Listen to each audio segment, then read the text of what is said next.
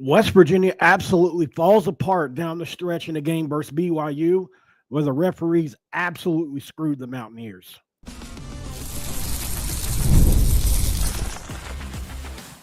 You are Locked On West Virginia, your daily podcast on the West Virginia Mountaineers, part of the Locked On Podcast Network, your team every day. And what is up? Welcome in, guys. My name is Mountaineer Paul. I am your host. This is Locked On West Virginia. What a game. I thought we had that one sewn up, not going to lie. Really shocked how the game ended. I can't even really put it into words how badly this game was officiated for us. And, there are times where I think as a fan, it's going to come off bias. And I'm certainly guilty of that at times. But in this situation, no. This is one of the worst officiated games I've ever seen. I just don't understand some of these calls that were made in this game. Really bad calls for West Virginia that did not go to West Virginia's way. And there were so many. I'm so mad right now that I don't even know if I can detail them. I'm sure some of you guys, can remember. But let's look at the stats on that. So looks like BYU was 13 of 16 from the line. West Virginia was 6 of 7. But it was really some of the more specific calls. The foul at the end from Harris. I mean, do you really blow the whistle again? Do you really blow the whistle in that situation and really – because I felt like it wasn't some egregious foul. Some of our dudes got absolutely killed at the rim tonight, man. Like, I remember Joe Yesufu went in, and the dude knocked him straight to the floor. And the referee, whenever Yesufu complained to him and said he was straight up, like, no, he wasn't, man. On the replay, he literally stepped into his space and hacked him down to the floor. Javon Small almost got killed on a foul, didn't even look at it. Like, there were just so many different things. And then, obviously, a couple of the calls, like, where they went to the monitors on a couple calls. But, like, at the end of it, some of the loose ball stuff, the offensive foul against Javon when they were holding him all night long, like, I can go on and on and on in detail just how badly officiated this game was called. Now, they won't make any excuses, and I understand that. But I mean, if you watch that game and don't feel the same way I do, then I'll give you your credit, because I really was shocked at how badly one-sided that game was called. We didn't get a home whistle, that's for sure. Like, do you think that happens to Kansas? No way that happens to Kansas. But it did to us. And look, Darren DeVries is in his first year. He really doesn't have a voice among a lot of big-time coaches in this league. I think personally, I feel like he probably lays off the refs because you're in your first year somewhere, and I feel like, you have to – there's a pecking order, as far as, like, you got Hall of Fame guys at the top that get away with a lot more. Darren DeVries is a guy that probably – if I were in his shoes, I would feel like, okay, I better just hang back and – kind of earn my stripes with the refs and maybe try to be friends with some of them. We had Kip Kissinger tonight. Are you shocked? Are you shocked? I can't stand that guy, man. I really can't stand him. I don't like how he looks. I don't like how he acts. He knows he's hated there. There was a feud between him and Huggins at times. And I feel like, I don't understand how I wish there was a way to govern how, these referees and who they get to referee against. And I wish there was a way to hold them accountable, because they're not held accountable for the things that they do. Anyway, I'm going to get off my soapbox with it. I realize that's not everything that happened in the game. Javon Small, I guess, had one of his more pedestrian games, if you want to say that. I'm not going to criticize Javon Small for 9 points, 9 assists, and 3 rebounds, which that can't be right. He had more than 3 rebounds. I can remember, maybe I'm wrong. I swore I thought he had more than 3 rebounds. But anyway, it was his body language. That was really what threw me off about Javon Small tonight. He was definitely frustrated. BYU knew it, and they took advantage of that on a couple different plays.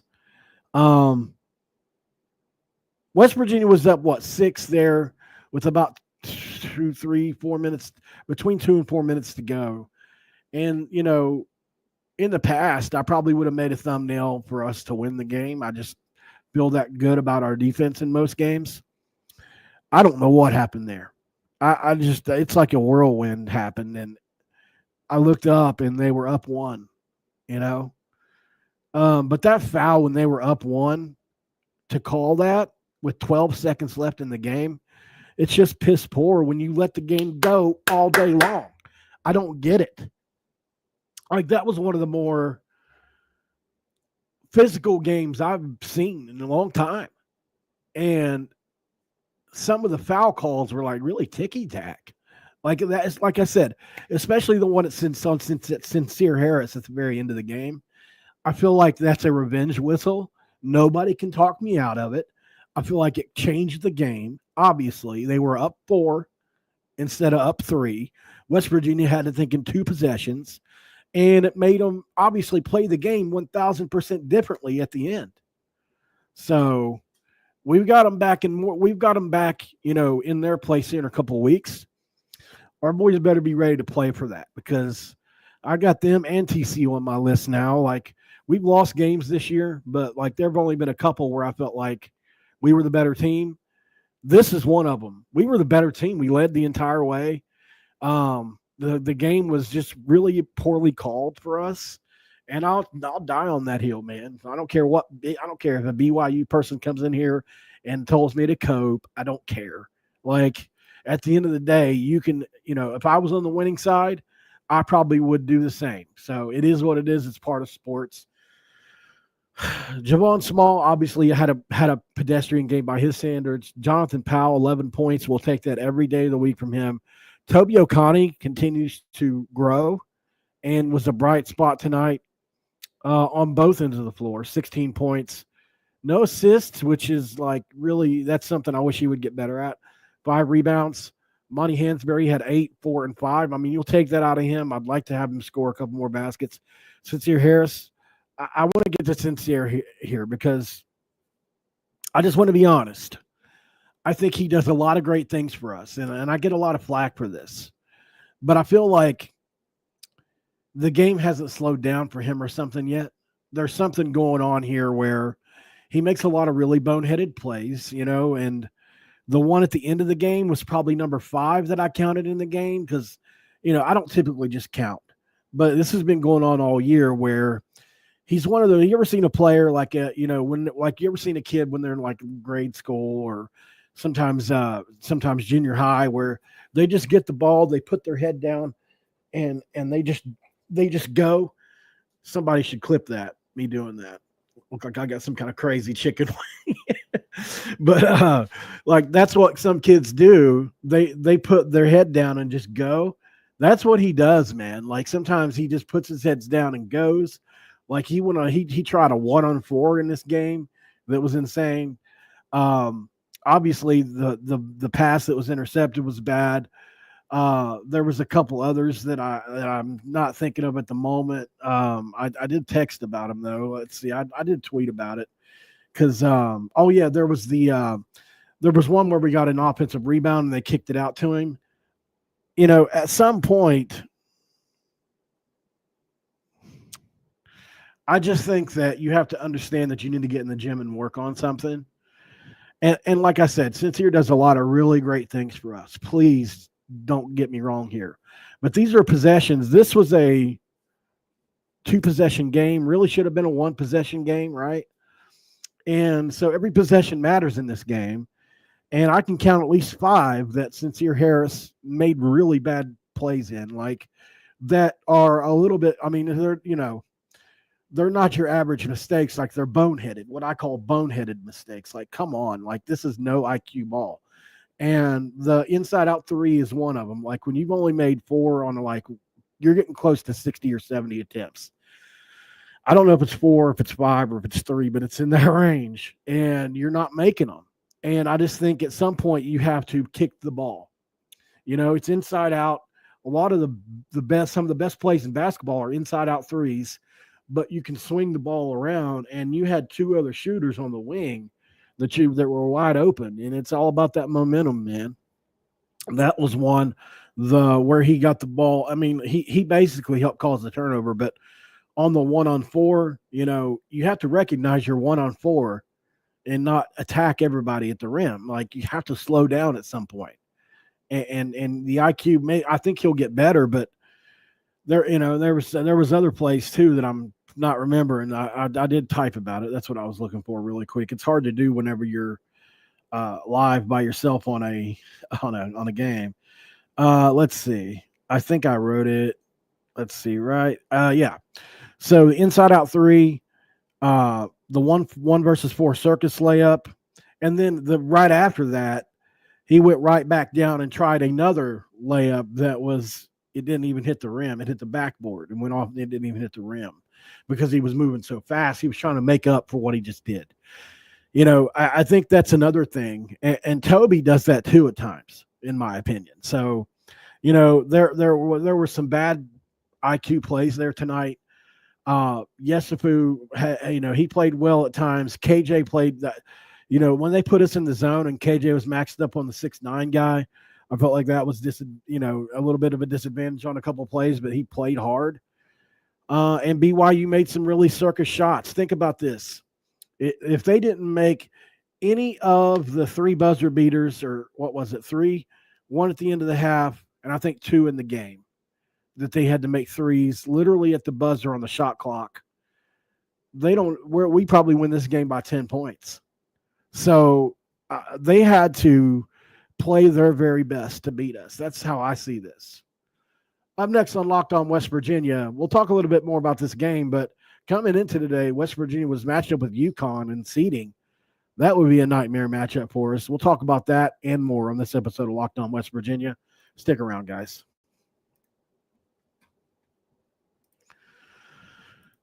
And this episode of Locked On West Virginia is brought to you by Wayfair. After the holiday hustle, there's nothing like giving your home a little TLC, and I always find that decluttering and refreshing my space helps me get back into a routine. Well, whether you're tidying up, clearing out, or just want to have a new space to look the start of the year, Wayfair has everything you need, all within your budget.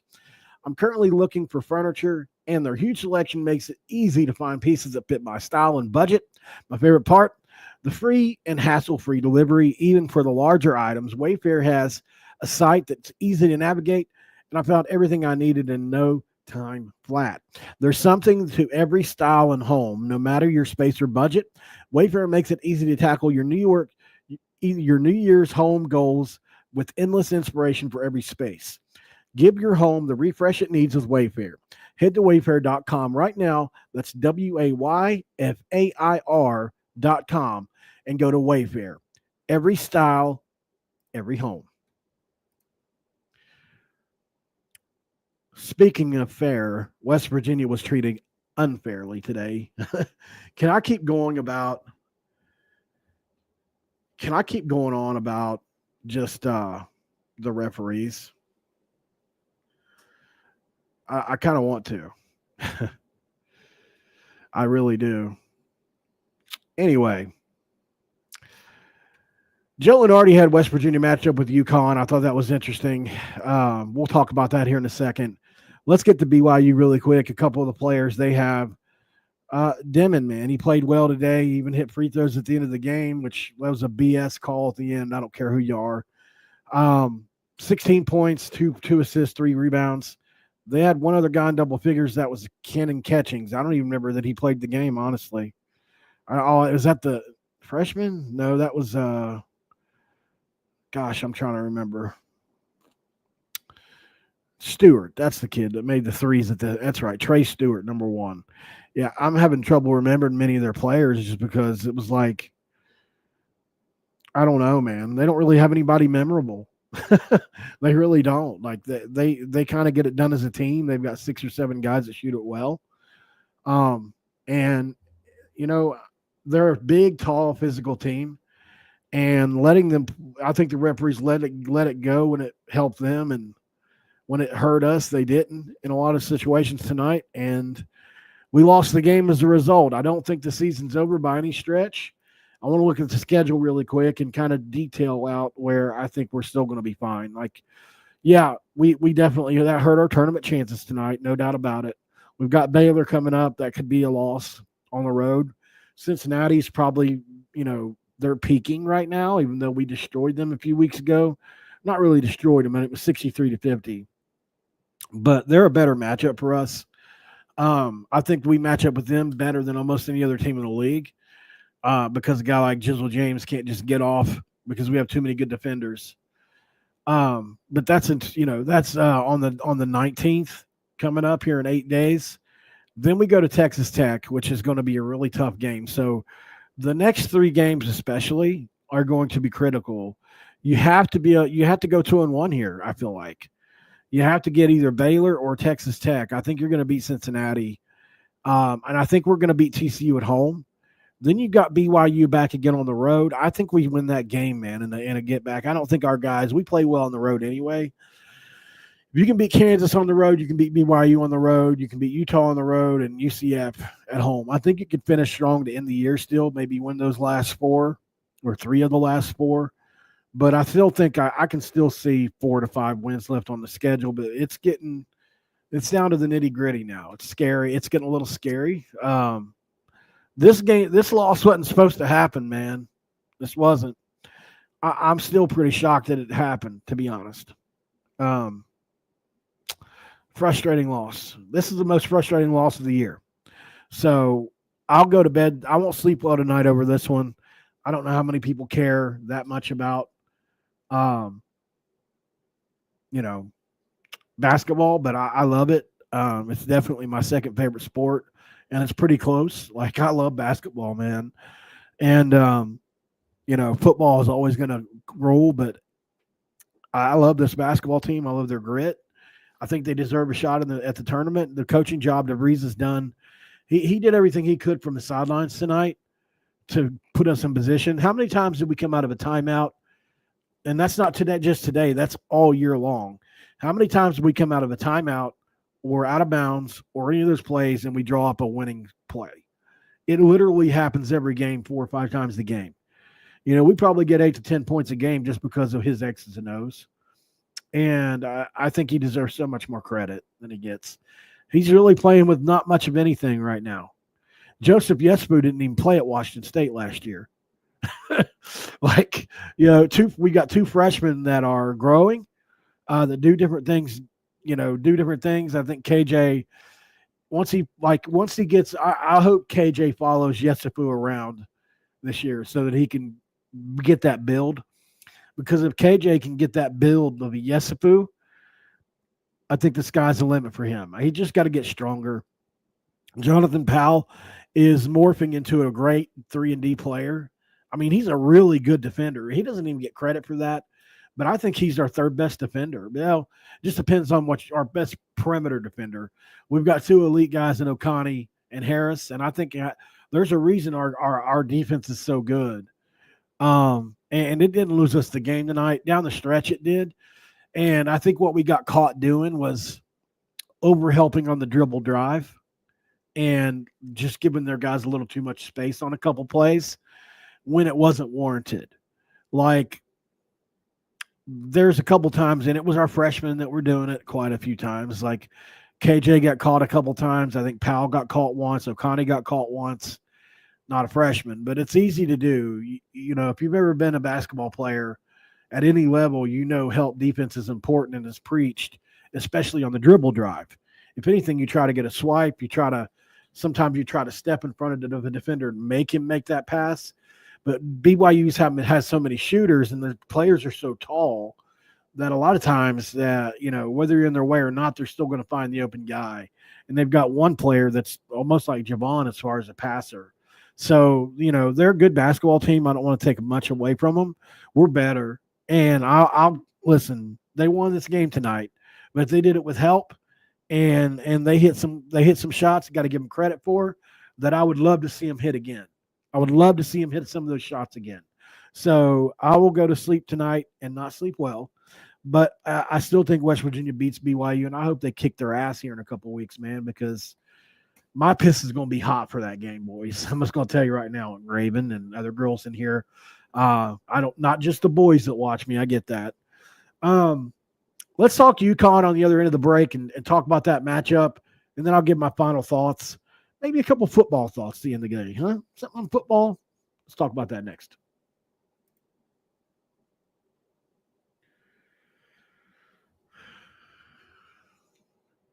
We're done with segment 2, and I didn't crack a do. I was so mad. So let's do that first. Got to wet my whistle really quick. And let's talk about this matchup if it were to happen. UConn would be a tough matchup for West Virginia. Like you look at the teams. Who has West Virginia struggled with the most this year? Well, it's been big teams, right? And there may be no bigger team than UConn this year. Now, they are beatable. Don't get me wrong. But McNeely, Caravan, Reed, Johnson, and Stewart, like they've got a bunch of dudes that are really big, like especially Caravan and McNeely. They're such big guys, man. And, I just think this would be a tough matchup for us. Like I said, they're beatable, but man, teams that have gets a lot of second chance shots.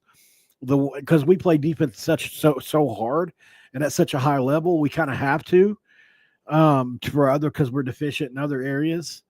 Although we pass the ball well tonight at times, I just think that teams that get offensive rebounds kind of knock the fight out of us sometimes. And our team got tired towards the end of this game, which is why BYU was kind of getting to the rim and all that. So, yeah, it was frustrating, but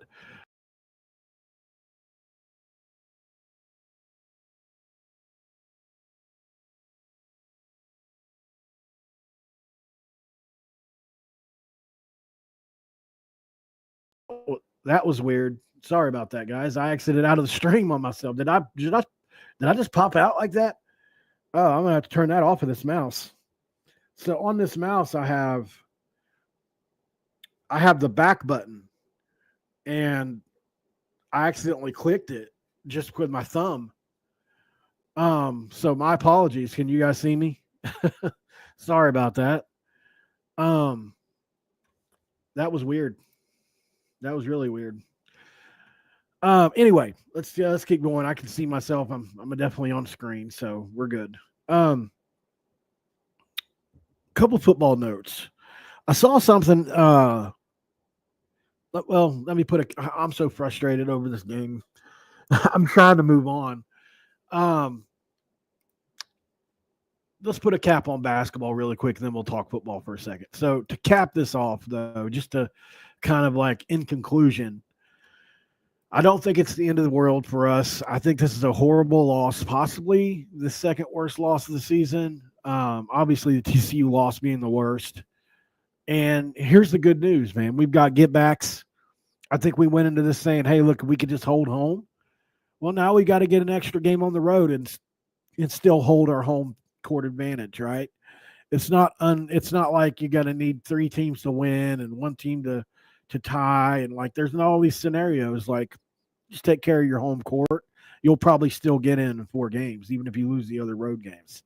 And by the way, I still think you'll pick up a road game or 2. So I think this team's going to be fine. I still have faith in this team. I still have faith in Darren DeVries. Tonight, we're in dogfights a lot. Unfortunately, every game is a dogfight for us. We definitely don't blow many teams out, and that's tough as a fan. But I think this team is fine. And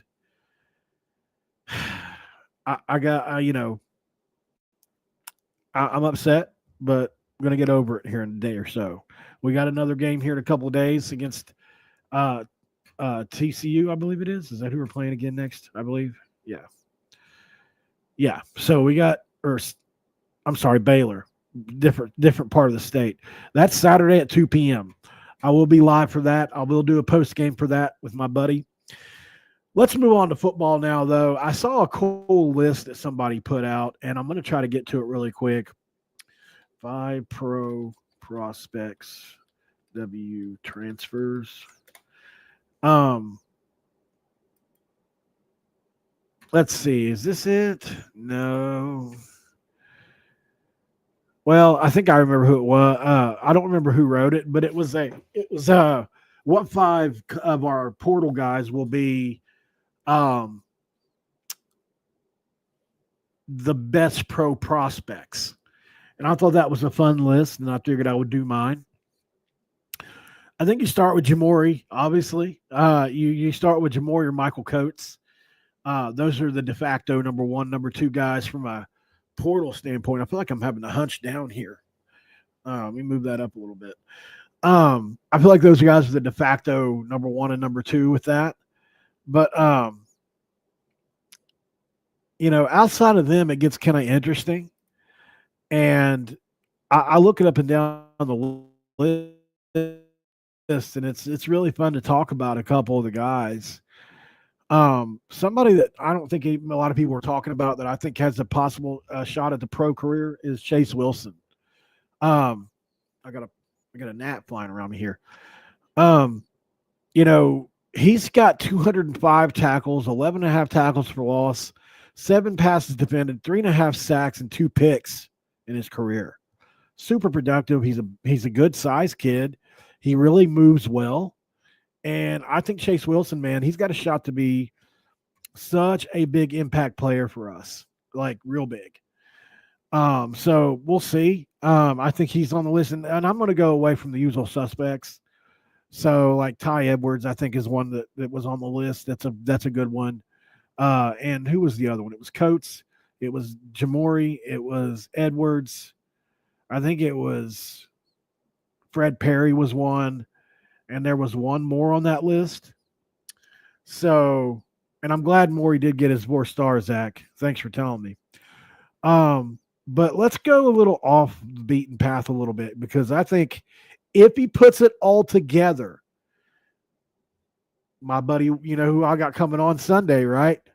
Will Reed will be on the show talking publicly for the first time since he announced he was signing with West Virginia. West Virginia is probably right or left tackle next year. Maybe he'll play guard. I'm not really sure. But obviously, he was one of the most sought after portal guys out there from Princeton. I mean, he had who did he have out looking for him? Obviously, Virginia. He had I'm forgetting all the players that were involved now. There were more than just Virginia, obviously. There was like 4 or 5 major Power Five teams involved with him that we just kind of barely beat out. And he was kind of quiet about a lot of that. Maybe we can get him to talk about some of that stuff on the show. But he had nothing but Power Four offers, obviously. And then coming out of high school, he could have had UCLA, he could have had anywhere he wanted, but he wanted that Ivy League degree. So I think he's a really interesting case of like, he's the kind of person that chose to get that degree over a Power Four school, and that's the reason he was so good there is because he was like a 4-star player out of high school going to Ivy League. So of course he's going to be good there. So on film, what is he good at? Well, he's an elite run blocker. Like he really ragdolls people. He reminds me of Frazier in a lot of ways. The way he's so strong in the hands and ragdolls people. Pass protection has to get a little better, and I think he will admit that himself. And it's just not something he was asked to do a lot at Princeton. So maybe it's just a technique thing because I don't think it's an athleticism thing at all. He reminds me of Nick Malone in some ways from an athleticism perspective. But anyway, Will Reed is a guy I think is on that list. And gosh, it's now that I'm on the spot with it, like because me guys, I'm really off the cuff, off the top of the head. Like I come on here and just kind of just talk. Which actually I met with one of my bosses, by the way, from Locked On, and we were talking about that. I do have something to show you guys. I think you'll be proud of this. I don't know if it'll pick it up good on camera, but I think you guys will be happy to see this. And I mean, I'm calling an audible right now. By the way, if you weren't 100% sure. So okay, let's see if I can find it. Let's go to my gallery here. So I had to do a meeting with one of the Locked On guys. So it was like, what do you got to get better at? What are you doing well? And all that kind of stuff. And then out of everybody in the company, I was number one in some categories, which there's a lot of people in the company. And I was number 8 overall in views. And there's like, we're talking about the conference shows, Locked On Big 12, Locked On ACC, Locked On Canes, Locked On Auburn, that do like so many views, like big time channels. So I was really proud of that. There's me being, I don't know how well that's going to factor in, but you can see where it's highlighted at the top. That was me being number one in basically how many people click on my videos. That's what I was number one in, which is a big factor. I was actually almost 3% higher than the next closest person. So, and I like to say, this isn't me boasting about me, it's me boasting about you, because we talk about all the time about how elite our fan base is. And it is like, I was showing a guy today, like, well, look at BYU's basketball following and look at ours, or look at Pitt's and look at ours. Pitt has 50,000 followers on their basketball account. We've got almost 500,000. And it's because our fans really care, and without you guys, and obviously the Rich Rod scenario played a big part, but we all benefited from it. And you guys shot me up those standings. And so what I want to say sorry for is if you came to me during that time and my internet connection was really bad, I want to apologize. It's something that's almost fixed. My last few videos have been really, really, really good. I don't know how tonight's is, if it's blurry or not. I can't tell. It's not showing blurry on my end, but I got this big, nice PC, and I feel like it's helped a lot with that because I was using a laptop that's not as great with the internet connection. So I'm hoping it helps. But anyway, this isn't about me. It's like I said, it's more about y'all. Y'all have helped me propel me up and helped me get one of the best paydays I've ever had in my life, man. Like, I've never had a check like I got this time. Like, when I seen that hit, I was like, holy cow. So it's thanks to you guys. And like, I'm a person that's not had a lot of success in my life. So it's because, you guys have like helped drive me towards this. And I just want to say thanks. That's all, like, it means a lot to me. And I'm trying to keep as many of y'all as I can, because I feel like I lost some people, because what I was going to say is on my click-through rate, like, I was 3% higher than the next closest guy. And we're talking about, like, I think I was at almost 11%. The next closest was at 8. So that's a big difference on that when we're talking numbers that small. And 24% of my viewers only watched to the first ad break. So that lets me know that I'm doing something wrong in somewhere. I'm either not getting to the point quick enough when the video starts. My cold opens aren't good enough, which is like what we're talking about leading into the show. Like, like I said today, like West Virginia got screwed, and then we play the music and then we talk. Or the internet was bad, which is, I think, was a big part of that. So just drop me some comments down below. Just be constructive. If you're mad at me, that's fine too. But I would just like to know, if you clicked off those videos, what was it? Is it something I did? Something I can improve on? And look, if you feel the need to be mean about it, be mean about it. I'll try not to fire back at you, but I know some people enjoy these moments, so opening up the target for you. Other than that, guys, not a whole lot else. Oh, I got to name my 5th guy, don't I? Let's see. For number 5, let's go with,